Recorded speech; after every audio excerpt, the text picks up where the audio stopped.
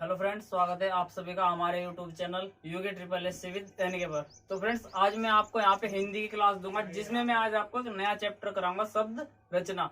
इस चैप्टर में क्या होगा, जितने भी हमारे पास जितने भी तत्सम तद्भव तरीके के शब्द होंगे, जितने हर प्रकार के शब्द का इस चैप्टर में हमें ज्ञान होगा। तो चलिए फ्रेंड्स, अपनी वीडियो को स्टार्ट करते हैं। तो आज का जो चैप्टर रहेगा वो रहेगा शब्द रचना।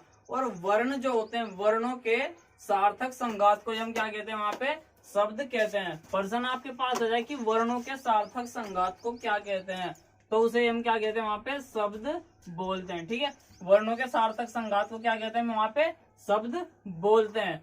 और ये क्या होते हैं, सार्थक शब्दों के जो भेद होते हैं, क्या होते हैं, सार्थक शब्दों के 5 प्रकार के भेद होते हैं। कितने प्रकार के जो सार्थक शब्द होते हैं, सार्थक शब्द, इनके जो भेद होते हैं वो कितने प्रकार के होते हैं, 5 प्रकार के भेद होते हैं। वो भी मैं आपको यहाँ पे कराऊंगा। ठीक है, तो इसमें आप वीडियो को लास्ट तक जरूर देगा, क्योंकि इस वीडियो में अधिकतर आपको कुछ नया सीखने को यहाँ पे मिलेगा।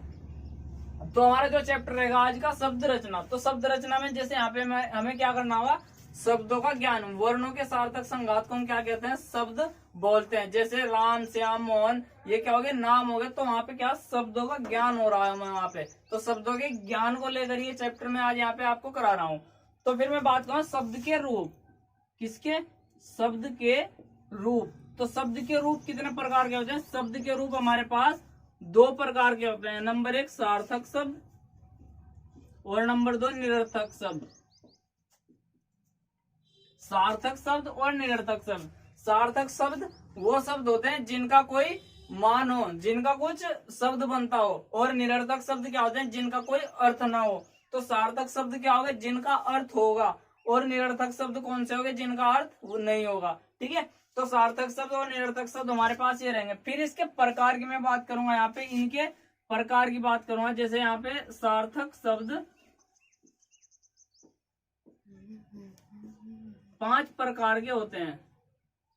कितने प्रकार के होंगे, यहाँ पे 5 प्रकार के होते हैं। सार्थक शब्द कितने प्रकार के होते हैं, 5 प्रकार के यहाँ पे होते हैं। तो नंबर एक हमारे पास कौन सा रहेगा, यहाँ पे नंबर 1 हमारे पास यहाँ पे रहेगा रचना के अनुसार। किसके अनुसार, नंबर 1 रहेगा हमारा यहाँ पे रचना के अनुसार। रचना के अनुसार, तो रचना के अनुसार सार्थक शब्द जो होते हैं, रचना के अनुसार सार्थक शब्द भी हमारे पास 3 प्रकार के होते हैं। कितने प्रकार के होते हैं, रचना के अनुसार सार्थक शब्द भी यहाँ पे 3 प्रकार के शब्द होते हैं। फिर हमारे पास नंबर 2 आएगा उत्पत्ति जन्म के आधार पर। किसके, उत्पत्ति या जन्म के आधार पर। जन्म के आधार पर, तो जन्म के आधार पर कितने प्रकार के होंगे, हमारे पास 4 प्रकार के होंगे। और फिर हमारे पास नंबर 3 आएगा हमारे पास अर्थ के आधार पर। अर्थ के आधार पर, अर्थ के आधार पर भी ये कितने प्रकार के होते हैं, 4 प्रकार के। अर्थ के आधार पर भी 4 प्रकार के होंगे। फिर नंबर 4 आएगा हमारा काव्य शास्त्री अर्थ के आधार पर। काव्य शास्त्री अर्थ के आधार पर। ठीक है, काव्य शास्त्री अर्थ के आधार पर। तो काव्य शास्त्री अर्थ के आधार पर ये कितने प्रकार के होंगे, हमारे पास 3 प्रकार के होंगे। और ये इनके जितने भी प्रकार है वो आपको मैं यहाँ पे भी कंप्लीटली कराऊंगा वहां पे। ठीक है, फिर नंबर 5 पे हमारा आएगा विकार या प्रयोग के आधार पर। नंबर 5 क्या आएगा हमारा, विकार या प्रयोग के आधार पर। विकार या प्रयोग के आधार पर। विकार या प्रयोग के आधार पर कितने प्रकार के होते हैं, 2 प्रकार के हमारे पास होंगे। तो रचना के अनुसार जो सार्थक शब्द होते हैं हमारे पास 3 प्रकार के होंगे। उत्पत्ति या जन्म के आधार पर हमारे पास 4 प्रकार के होंगे। अर्थ के आधार पर भी 4 प्रकार के होंगे। काव्य शास्त्री अर्थ के आधार पर हमारे पास 3 प्रकार के। और विकार या प्रयोग के आधार पर हमारे पास 2 प्रकार के होंगे। और इनके जितने भी हर तरह के प्रकार है वो आपको मैं यहाँ पे भी कराऊंगा। ठीक है, तो आप वीडियो में लास्ट तक बने रहे। तो हमारा जो पहला रहा रचना के अनुसार, तो हमारा पहला क्या रहेगा, यहाँ पे रचना के अनुसार यहाँ पे रहेगा। तो रचना के अनुसार जितने भी हमारे शब्द रहेंगे वो आपको मैं यहाँ पे भी कराऊंगा। हमारा क्या रहेगा भैया, रचना के आधार पर। तो हमारा जो पहला रहेगा वो रहेगा रचना के आधार पर, रचना के आधार पर। तो रचना के आधार पर कितने प्रकार के होते हैं? जो ये सार्थक शब्द होते हैं, शब्द होते हैं, तो वो हमारे पास 3 प्रकार के होते हैं। 3 प्रकार के कौन कौन से, वो आपको मैं यहाँ पे भी कराऊंगा। नंबर 1, रूढ़ शब्द। रूढ़ शब्द। फिर हमारे पास आएगा योग रूढ़ शब्द।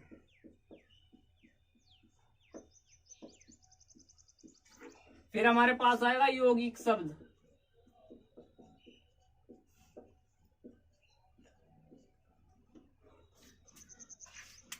हमारे पास क्या है? रचना के आधार पर 3 प्रकार के होंगे, रूढ़ शब्द, योग रूढ़ शब्द और यौगिक शब्द। रूढ़ शब्द, रूढ़ शब्द वो शब्द होते हैं जिनका हमें विभाजन नहीं कर सकते, जिन शब्दों का हम विभाजन नहीं कर सकते। और योग रूढ़ शब्द वो होंगे जिन 2 शब्दों को मिलाकर कोई तीसरा अर्थ प्रकट करे, तीसरा अर्थ प्रकट करे, उसको ही हम क्या करेंगे? यहाँ पे योग रूढ़ शब्द कहेंगे। यौगिक शब्द कौन से होंगे?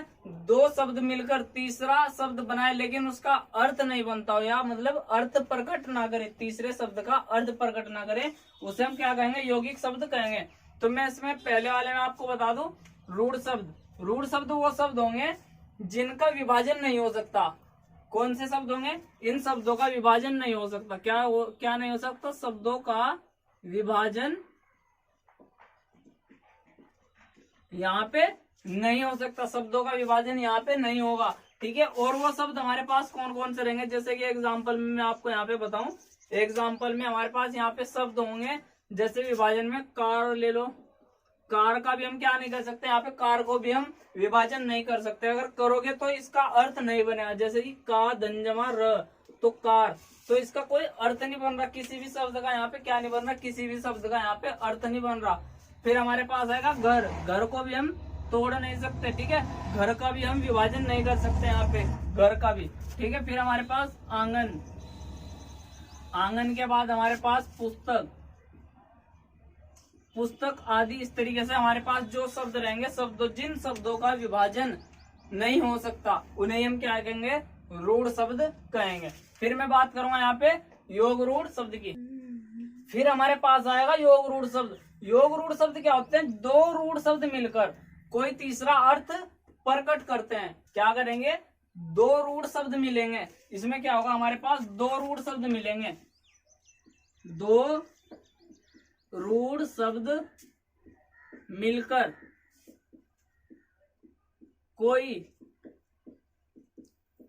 तीसरा अर्थ दे, तो अर्थ दे, उसे हम क्या कहेंगे? योग रूढ़ शब्द कहेंगे। जैसे कि इसके एग्जाम्पल में मैं आपको बता दूं, इसके एग्जाम्पल में आपको यहाँ पे क्या होगा? और इसकी एक खास बात, इसमें हम पर्यायवाची, इसके जितने भी अधिकतर एग्जाम्पल होंगे पर्यायवाची क्या होंगे? बहुवीरी होंगे। बहुवीरी मतलब इनके जो योग रूढ़ शब्द बनेंगे अधिकतर उनमें क्या है? किस चीज को, तीसरे शब्द को प्रकट करें? भगवान की ओर इशारा करें। किसकी ओर? भगवान, प्रभु, देवताओं की ओर इशारा करेंगे। तो इन्हीं सब जो 2 रूढ़ शब्द मिलकर बनेंगे वो तीसरा शब्द देंगे। किसकी ओर इशारा करेंगे? वो हमारे पास भगवानों की ओर, देवताओं की ओर इशारा करेंगे। तो जैसे कि मैं यहाँ पे आपको एग्जांपल में बताऊं, योग रूढ़ शब्द मिलकर बनेंगे। यहाँ पे एग्जांपल में जैसे कि गजानन, दशानन, लंबोदर, ठीक है। गजानन, दशानन, लंबोदर, पंकज, चतुर्भुज, काफी सारे जितने भी हमारे पास है, पंकज, चतुर्भुज, निशाचर, जितने भी हमारे देवताओं से संबंधित बात होगी, मतलब यहाँ पे क्या है? इनके पर्यायवाची भी क्या होंगे? बहुवीरी होंगे। पर्यायवाची भी क्या होंगे? बहुवीरी। उन्हें हम क्या कहेंगे? योग रूढ़ शब्द कहेंगे, ठीक है। फिर मैं बात करूंगा यहाँ पे यौगिक शब्दों की। यौगिक शब्द, यौगिक शब्द क्या होगा? 2 रूढ़ शब्द मिलकर, 2 रूढ़ शब्द मिलकर यहाँ पे कोई तीसरा अर्थ नहीं देंगे। क्या नहीं देंगे? 2 रूढ़ शब्द मिलकर यहाँ पे कोई तीसरा अर्थ प्रकट नहीं करेंगे, तो उन्हें हम क्या कहेंगे? यौगिक शब्द कहेंगे। जैसे मैं आपको यहाँ पे बताऊं, 2 रूढ़ शब्द मिलकर अर्थ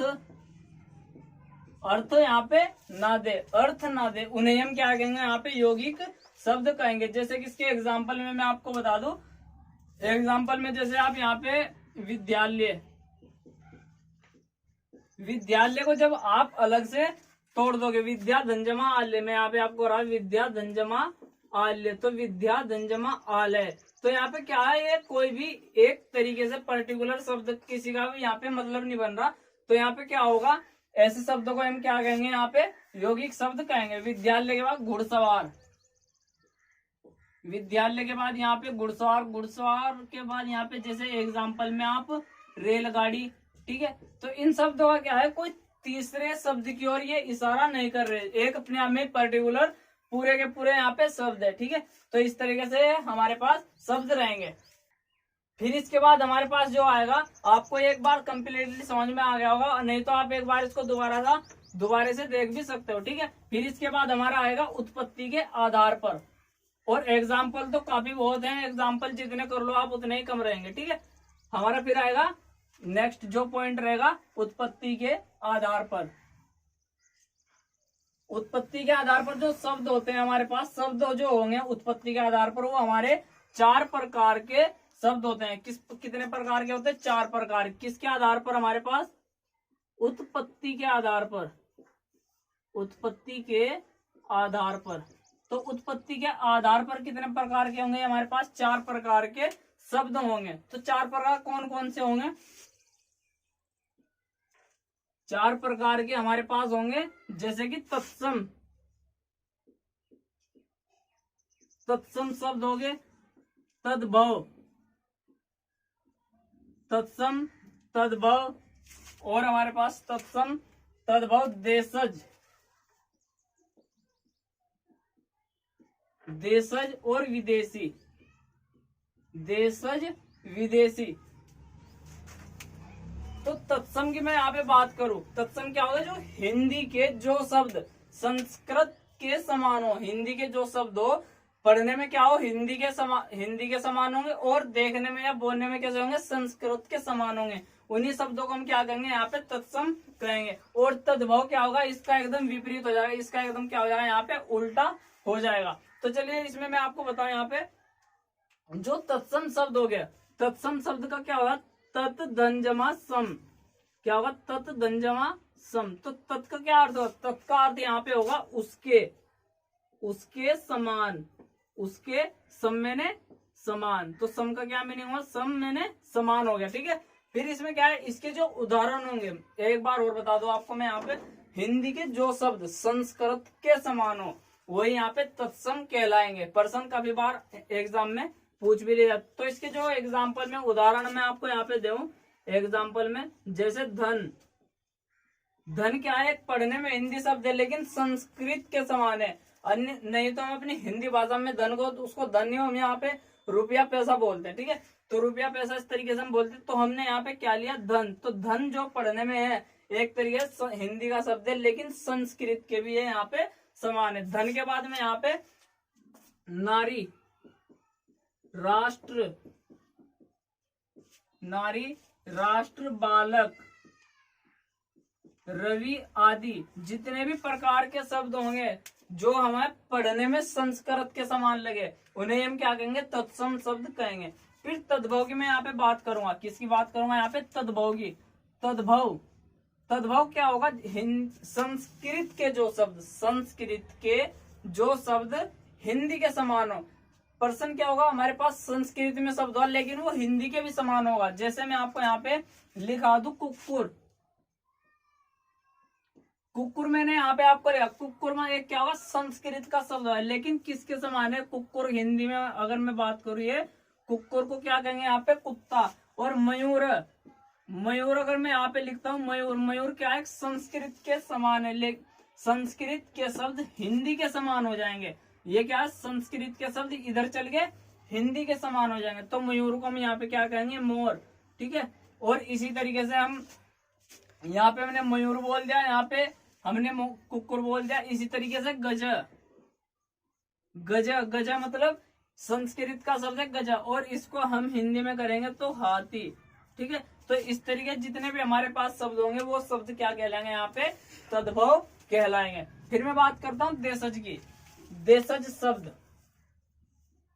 देशज शब्द कौन से शब्द होते हैं, तो इसमें देशज शब्द से पहले इसमें हमारे पास देशज शब्द क्या होगा, देशज मतलब क्या होता है, देशज में क्या होगा, जो गांव के शब्द हो, गांव के शब्द और गांव में ही सिमट के रह गए हो, उन्हें हम क्या कहते हैं, देशज शब्द बोलते हैं। जैसे मैं बात कर दूं यहाँ पे लोटा, तो लोटा जो शब्द है, उदाहरण मैं आपको बता रहा हूँ, इसके एग्जाम्पल मैं आपको यहाँ पे दे रहा हूँ, और इसकी थ्योरी वही रहेगी यहाँ पे कि जो गांव के शब्द और गांव में ही सिमट कर रह गए, या गांव की सीमा में ही सिमट कर रह गए हो, उन्हें हम क्या कहते हैं, देशज। अपनी खुद की लैंग्वेज, अपनी खुद की भाषा को हम यहाँ पे क्या कहते हैं, देशज शब्द बोलते हैं। जैसे एग्जाम्पल में लोटा, तो लोटा एक देशज शब्द है, गांव का शब्द है, ठीक है। देशज के बाद यहाँ पे जैसे डिब्बी, डिब्बी हो गया, और फिर गोरू, गोरू भी क्या है, गोरू एक हमारे पास देहाती शब्द है। देहाती शब्द है, जितने भी देशज शब्द होते हैं सब के सब एक तरह देहाती अपने गांव के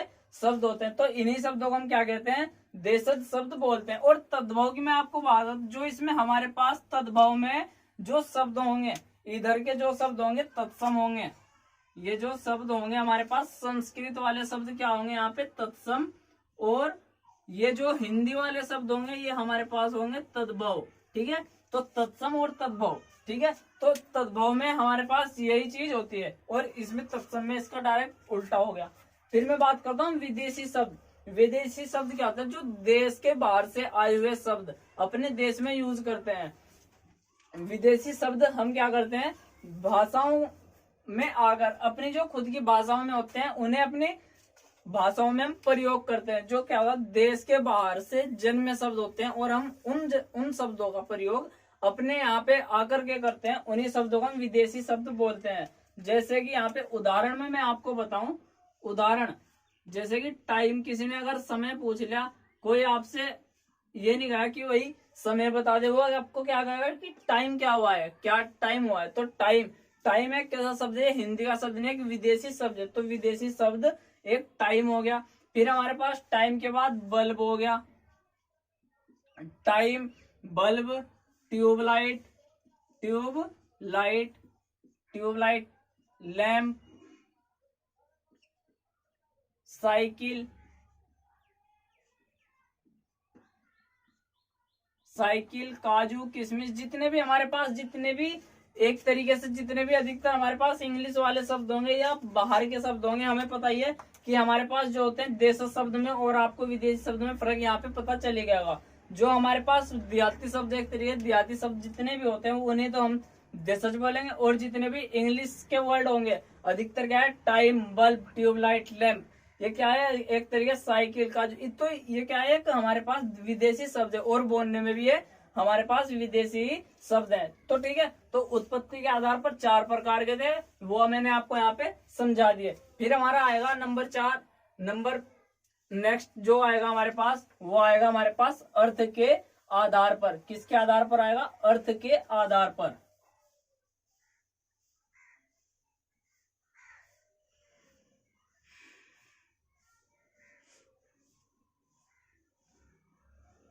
तो हमारे पास क्या आएगा, अर्थ के आधार पर।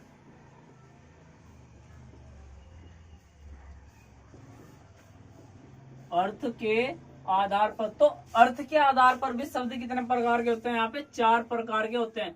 तो अर्थ के आधार पर 4 प्रकार के होंगे, और वो आपको मैं यहाँ पे भी बताऊंगा, ठीक है। तो पर्यायवाची, नंबर 1 हमारे पास होगा इसका पर्यायवाची। तो पर्यायवाची भी किन शब्दों में आता है, तो अर्थ के आधार पर ही पर्यायवाची शब्द यहाँ पे आता है। पर्यायवाची के बाद आएगा हमारे पास विलोम। विलोम शब्द भी क्या होते हैं, विलोम शब्द भी किस में आते हैं, तो वो भी अर्थ के आधार पर ही विलोम शब्द आते हैं। फिर हमारे पास आ गया समयोच्चारित। समोच्चारित, समोच्चारित के बाद आएगा हमारे पास अनेकार्थी शब्द। अनेकार्थी शब्द, तो इसमें मैं आपको तो जो पर्यायवाची शब्द होते हैं, पर्यायवाची शब्द आपको पता होगा। पर्यायवाची शब्द में जैसे आपको एक शब्द मिलेगा वहां पे, मान लो मैंने यहाँ पे लिया सूर्य, तो मैं आपसे अगर कहूँ कि सूर्य का पर्यायवाची आप यहाँ पे बताओ, तो सूर्य के पर्यायवाची यहाँ पे काफी सारे सूर्य के पर्यायवाची बनेंगे। जैसे मैं आपको यहाँ पे रवि, भानु, भास्कर, दिवाकर, दिवाकर आदि शब्द, काफी सारे शब्द यहाँ पे बन जाएंगे। इसी तरीके से जैसे मैं कहूँ आपको बोल दूं कि आकाश, आकाश का क्या होगा, नभ, अंबर, व्योम, तो काफी सारे शब्द वहां पे बन जाएंगे। तो जो होते हैं अर्थ के आधार पर हमारे पर्यायवाची शब्द यहाँ पे होंगे हमारे पास, ठीक है। इसके बाद विलोम शब्द की मैं बात करूं, विलोम शब्द आपको पता है जो विपरीत अर्थ निकालते हो, जो शब्द विपरीत अर्थ निकालते हैं, क्या निकालते हैं, विपरीत अर्थ, एकदम उल्टा अर्थ निकालते हो, तो उन्हें हम क्या कहते हैं, विलोम शब्द कहते हैं। जैसे अगर एक दिन कहेगा तो वहां पे दूसरा क्या कहेगा, रात। एक दिन कहेगा तो दूसरा क्या कहेगा वहां पे, रात। और अगर एक माता कह रहा, माता बोल रहा है तो दूसरा क्या बोलेगा वहां पे, पिता, ठीक है। माता, अगर एक नदी बोल रहा है तो दूसरा क्या बोलेगा, नाला। तो इस तरीके से हमारे विपरीत शब्द या विलोम शब्द होते हैं। फिर मैं बात करता हूँ समयोच्चारित शब्द की। तो समयोच्चारित शब्द क्या हो, जिसका उच्चारण या जिन शब्दों का उच्चारण एक जैसा हो, शब्द एक होगा लेकिन जब उसको हम पढ़ेंगे तो पढ़ने में वो एक जैसा लगेगा। जैसे मैं आपको यहाँ पे एग्जांपल में बता दूं, अंश, हम अंश में इस तरह भी लिख सकते हैं और अंश में हम इस तरह भी लिख सकते हैं। तो हम दोनों स लगा सकते हैं, छोटा सा भी और बड़ा सा भी। तो समयोच्चारित शब्द कौन से होंगे, जिनका उच्चारण एक जैसा हो, तो उन्हीं शब्दों को हम क्या कहेंगे, समयोच्चारित शब्द कहेंगे। प्रश्न आपके पास आ सकता है, जिनका प्रश्न आपके पास आ जाए कि जिन शब्दों का उच्चारण एक जैसा होगा उन्हें क्या कहते, तो उन्हें क्या कहेंगे मैम, समयोच्चारित शब्द कहेंगे। फिर अनेकार्थी शब्द, अनेकार्थी शब्द क्या हो, एक ही शब्द के अनेक अर्थ निकलते हैं, अनेक अर्थ निकलते हैं, उसे हम क्या कहेंगे, अनेकार्थी शब्द कहेंगे। तो जैसे एग्जांपल में मैं आपको यहाँ पे ले दूं कि द्विज, मैंने यहाँ पे क्या लिया, द्विज। तो द्विज के अनेकार्थी शब्द भी यहाँ पे काफी सारे निकल जाएंगे। जैसे कि द्विज का क्या अर्थ होगा, यहाँ पे पक्षी, दांत, प्राणी, पक्षी, दांत, प्राणी, अंडज आदि जितने भी हमारे पास शब्द होंगे अनेकार्थी शब्दों के होंगे। और अनेकार्थी शब्द आपको पढ़ने पड़ेंगे तभी जाके याद होंगे आपको, ठीक है। तो मैं आपको यहाँ पे क्या है, इनको याद करने की एक ट्रिक बता रहा हूँ कि मतलब यहाँ पे अर्थ के आधार पर कितने प्रकार के जितने भी हमारे पास शब्द होंगे वो सभी के सभी एक उसमें यहाँ पे क्लियर हो जाएंगे। फिर इसके बाद हमारा जो नेक्स्ट टॉपिक रहेगा,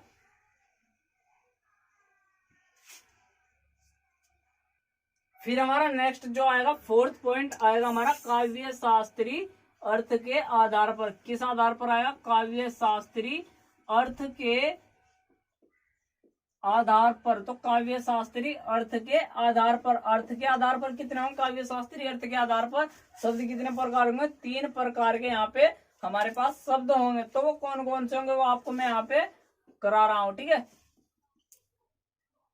तो जो काव्य शास्त्री अर्थ के आधार पर हमारे पास शब्द रहेंगे वो हमारे पास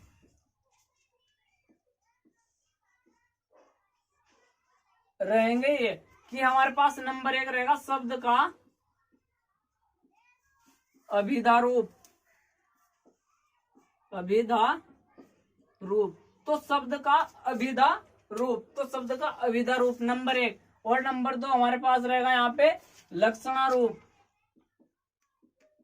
लक्षणा रूप। तो शब्द का अभिधा रूप, लक्षणा रूप और व्यंजना रूप, व्यंजना रूप। तो व्यंजना रूप, तो ये क्या होंगे, इनमें क्या होगा, काव्य शास्त्री अर्थ के आधार पर क्या होते हैं मैं आपको बता दूं कि शब्द का अभिधा रूप, शब्द का अभिधा रूप का क्या अर्थ होता है, जो सीधे सीधे तुलना कर दे, कि सीधी सीधी बात बोल। जैसे मैं आपको उदाहरण में दूं कि राम एक अच्छा लड़का है या राम एक क्लास का बहुत ही होनहार लड़का, तो क्या होगी, एक सीधी सी उसकी क्या होगी, सीधे से शब्दों में क्या हो गई, उसकी एक तारीफ हो गई।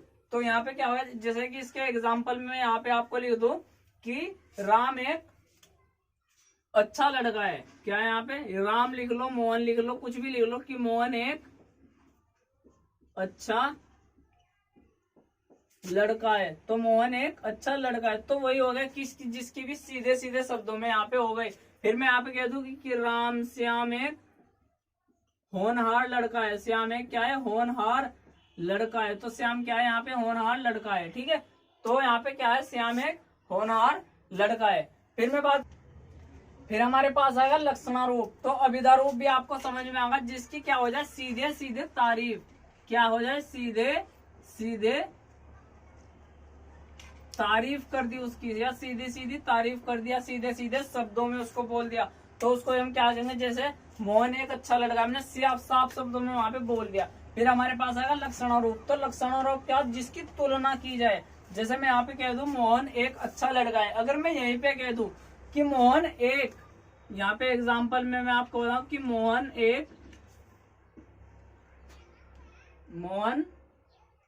एक अच्छा लड़का है, मैं कह दूं मोहन राम से अच्छा लड़का है। किससे, राम से अच्छा लड़का है। तो मैंने यहाँ पे किसकी की तुलना, मोहन की तुलना किससे कर दी, मैंने यहाँ पे राम से कर दी। या मैं आपको बोल दूं कि राम कक्षा का शंकराचार्य है, राम कक्षा का शंकराचार्य है। तो राम किसका, सॉरी, राम की तुलना मैंने यहाँ पे किससे कर दी, शंकराचार्य से कर दी। और वही हमें क्या है यहाँ पे, जहां पे लक्षणारूप क्या होगा, जिसकी तुलना की जाए, जिसकी तुलना की जाएगी उसे हम क्या कहेंगे, लक्षणारूप कहेंगे। तो आपको समझ में आया, मोहन राम से अच्छा लड़का है, मैंने मोहन की तुलना राम से की। और राम कक्षा का शंकराचार्य, राम की तुलना मैंने किससे की थी, यहाँ पे शंकराचार्य से कर दी। फिर हमारा लास्ट इसमें रहेगा व्यंजनारूप। व्यंजनारूप में हमारे पास क्या होगा, व्यंजनारूप में हमारे पास व्यंगात्मक रूप, एकदम अचंभित करने वाले शब्द जितने भी होंगे। जैसे मैंने यहाँ पे आपको एक अच्छा लड़का बताया और फिर उसकी तुलना भी कर दी, ठीक है। फिर अगर मैं यहाँ पे कह दूं कि राम गोबर गणेश है, क्या है यहाँ पे, गोबर गणेश है, ठीक है। तो राम क्या है यहाँ पे, गोबर गणेश है। श्याम पागल है। कुछ भी यहाँ पे हमने शब्द दे दिए तो हमारे पास क्या, पहले हमने उसकी तारीफ करी, फिर और ज्यादा तारीफ करी, और फिर लास्ट में हमने क्या कर दिया, उसकी बिल्कुल ही वहां पे बेइज्जती कर दी। तो वही हमारे पास काव्य शास्त्री अर्थ के आधार पर कितने प्रकार के होंगे, हमारे पास 3 प्रकार के होंगे। अब हमारे पास लास्ट रहा है 5वां जो शब्द रहा है, वो रहेगा हमारा प्रयोग या विकार के आधार पर। किसके, प्रयोग या विकार के आधार पर रहेगा।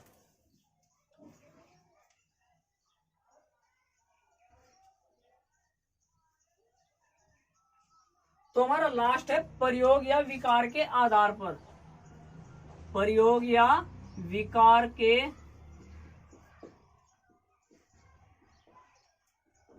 आधार पर। तो प्रयोग या विकार के आधार पर कितने प्रकार के होंगे हमारे पास, ये प्रयोग या विकार के आधार पर हमारे पास होंगे 2 प्रकार के। और 2 प्रकार के कौन कौन से हमारे पास होंगे, नंबर 1 विकारी शब्द, विकारी शब्द, और नंबर 2 अविकारी शब्द,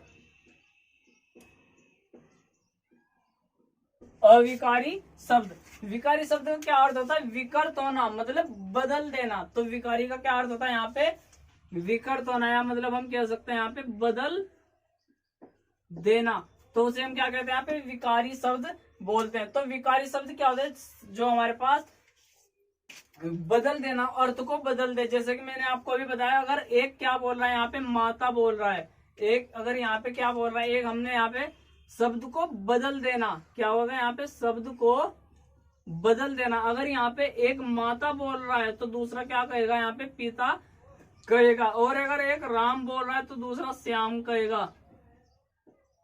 एक नदी बोल रहा है तो दूसरा क्या कहेगा, यहाँ पे नाला कहेगा। तो यहाँ पे क्या शब्द बदल रहे हैं, तो वही हमारे पास कौन शब्द होंगे, विकारी शब्द हो जाएंगे, ठीक है। तो शब्द को बदलने को यहाँ पे हम क्या कहेंगे, विकारी शब्द कहेंगे। और एक बात और बता दो आपको, हमारे पास जो संज्ञा होगी, संज्ञा, सर्वनाम, विशेषण और क्रिया, ये भी हमारे पास कौन से हैं, ये भी हमारे पास विकारी शब्दों में आते हैं। संज्ञा, सर्वनाम, विशेषण, क्रिया भी हमारे पास विकारी शब्दों में आती है। और हमारे पास रहेगी अब लास्ट अविकारी शब्द। अविकारी शब्द क्या है, जो अपना अर्थ नहीं बदलते हैं, जो अपना अर्थ नहीं बदले, उसे हम क्या कहेंगे, अविकारी शब्द। इसकी बस पहचान ये है कि इसमें हमारे पास है, हो, अरे, अबे, किंतु, परंतु, लेकिन, इस तरीके के जिन शब्दों में आ जाए उन्हें हम क्या कहेंगे, अविकारी शब्द कहेंगे। इनके भी क्या, अविकारी शब्द भी कितने प्रकार के होते हैं, 4 प्रकार के होते हैं। संबोधनवाची, संबोधनवाची, वाची। तो संबोधन वाची में हम क्या लगाएंगे, संबोधन, जहाँ पे कोई किसी को संबोधन करता है तो हम क्या करेंगे वहां पे हे, हो, अरे। तो हमें क्या करना, हे, हो, हरे, अरे। तो हमारे पास कौन से शब्द होगा, संबोधनवाची शब्द होंगे। फिर हमारे पास क्या होगा इसके बाद, क्रिया